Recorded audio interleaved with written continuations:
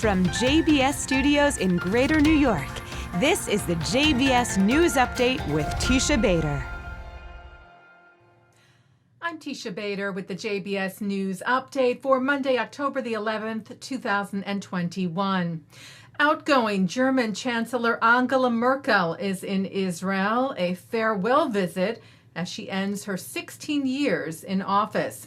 Merkel, hosted by Israeli Prime Minister Naftali Bennett, attended a special cabinet meeting yesterday in Jerusalem and posed with Bennett and the women members of Israel's 36th government, which Bennett noted was the government with the most women ministers in Israel's history. Bennett and Merkel addressed a joint press conference where the outgoing German leader said Israel's security would remain a top priority for every German government.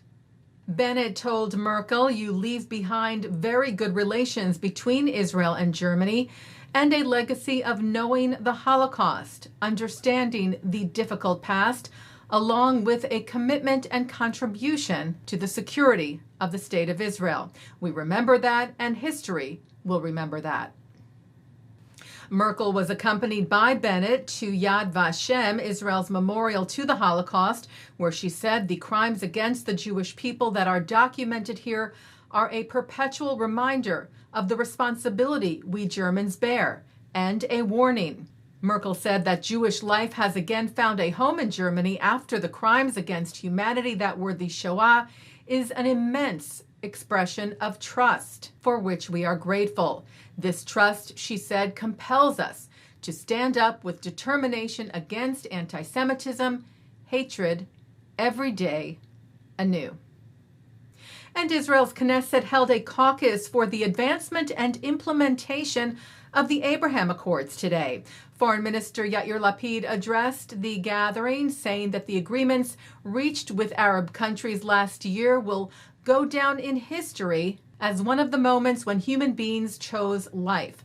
Lapid spoke of the advancements made since the signings of the agreements and called for others to join as well. Lapid said, "I take this opportunity to call from here both the Palestinians and the citizens of every Arab nation. We turn to peace.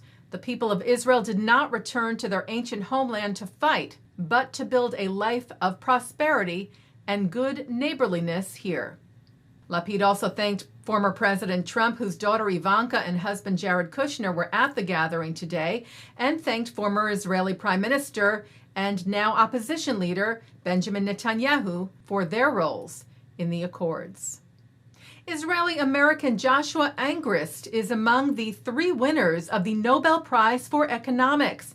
Angrist, who is a professor at MIT, was recognized along with David Card and Guido Imbretz for their work on drawing conclusions from unintentional experiments, so-called natural experiments.